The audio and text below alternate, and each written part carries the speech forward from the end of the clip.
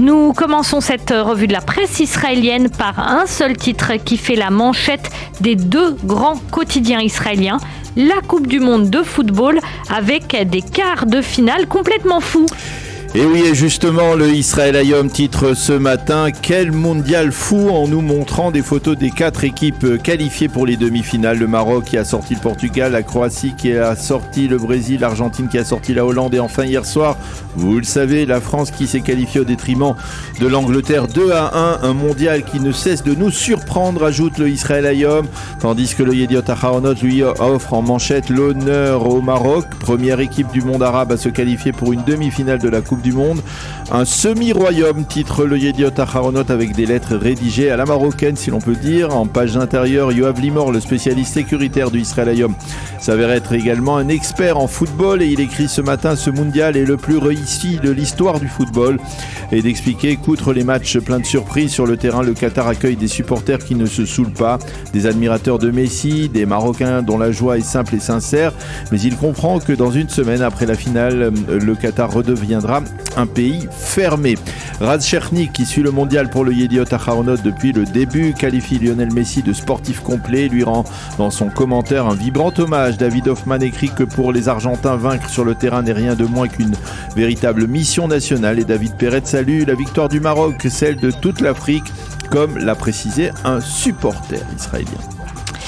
Et après avoir rêvé football avec vous, Daniel, revenons sur des considérations plus prosaïques et terre à terre.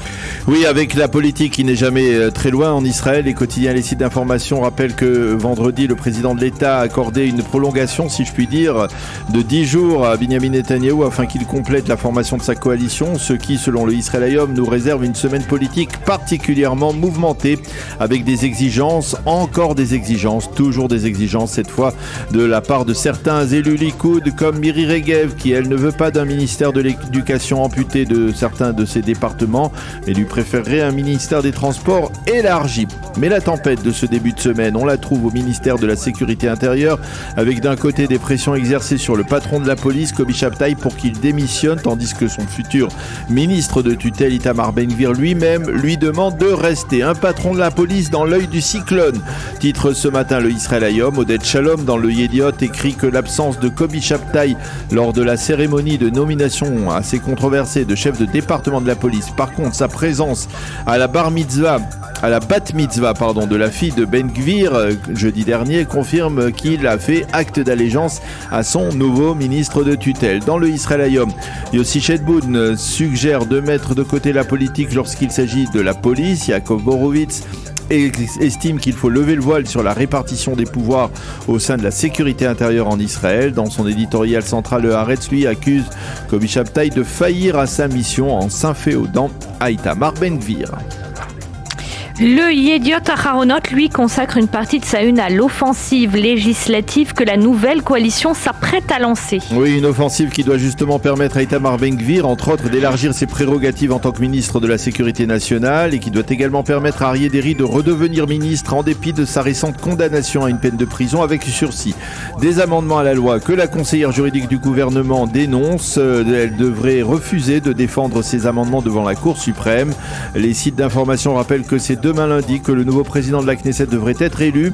Il s'agira soit de Dodi Amselem, soit d'Ophir Akounis. Le Yediot Aharonot nous montre ce matin une photo des leaders de la future opposition, le Premier ministre sortant, mais aussi Merav Michaeli, qui vendredi sont descendus dans la rue pour exprimer leur opposition justement au gouvernement, à ce gouvernement qui n'a toujours pas été formé.